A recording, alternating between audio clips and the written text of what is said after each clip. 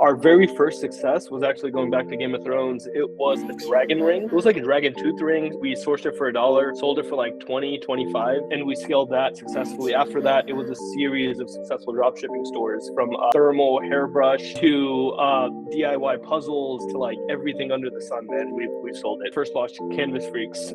It was like, I think September, October of 2016, and it was very successful. Like the very first month, we scaled up to 250,000 in revenue, and we were just like shook by it. The margins were insane, and that's when we kind of got back into print on demand after that. Welcome, Ahmed. I'm really happy to have you here, man. So there's a lot to talk about. You're a beast in e-com. I've actually, you said some things about me, but I've been seeing you around as well. I've seen some of your ads, I've seen some of your brands, and I'm like, man, Sweet. this guy gets it. So I'm super excited to have you on here, talk about some of your journey to 8 figures and beyond, and maybe some of the things that you're thinking about to get to the 9-figure level. That's going to be exciting. Man. So for those that don't know who you are, I mean, I briefly mentioned a little bit, but would you mind introducing yourself and giving us like a quick elevator pitch on who you are? No doubt, man. So super short, brief intro. So I'm the co-founder of A3 Ventures. I have 2 other partners.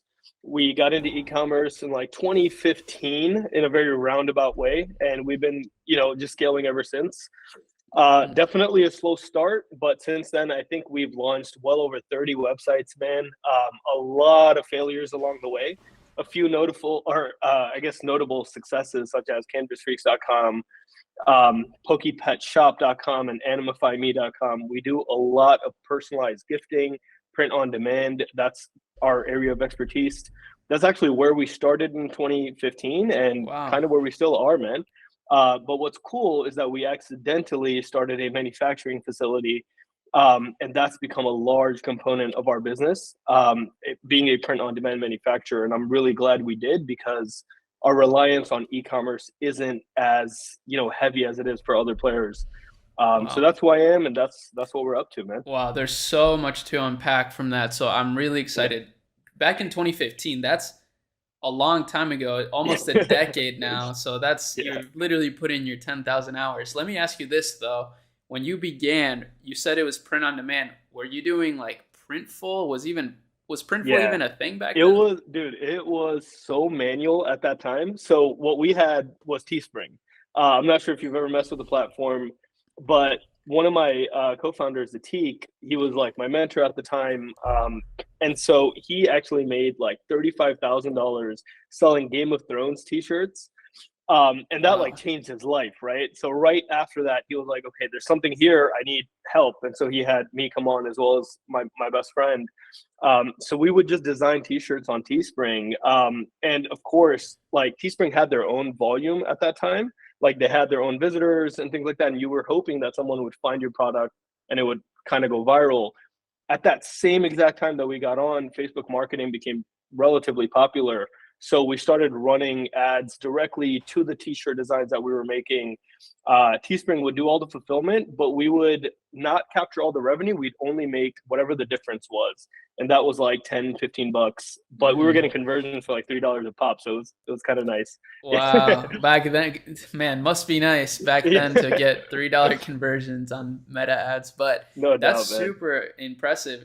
Did you ever even consider drop shipping other products? Did you ever try that, or always just focus on print on demand? So we actually very quickly got into drop shipping immediately after doing a few t-shirts. The very first course that we took was, I think, a Robert Nava course. And then pretty much it was just talking about AliExpress and, the very basic drop shipping model. Everything was super manual at that time. So we were, finding the products that we wanted to test. We would have like a dollar shop type of a store where we'd host everything. Like one good look at it and you knew it was drop shipping. And so we would just test like 10, 15 products every single day, man. We'd play that volume game. Our very first success was actually going back to Game of Thrones. It was a dragon ring. It was like a dragon tooth ring. We sourced it for $1, sold it for like 20, 25. And we scaled that successfully. After that, it was a series of successful dropshipping stores, from a thermal hairbrush Wow. to DIY puzzles to like everything under the sun, man. We've sold it. Waist trainers, I mean, you name it, man. Wow. So you basically just ran like a general store model for a Yeah, long time. Were you still doing like print on demand as well, we or? stopped. No, we Oh, completely stopped. And so for from 2015 all the way through the end of 2016, all we did was drop shipping.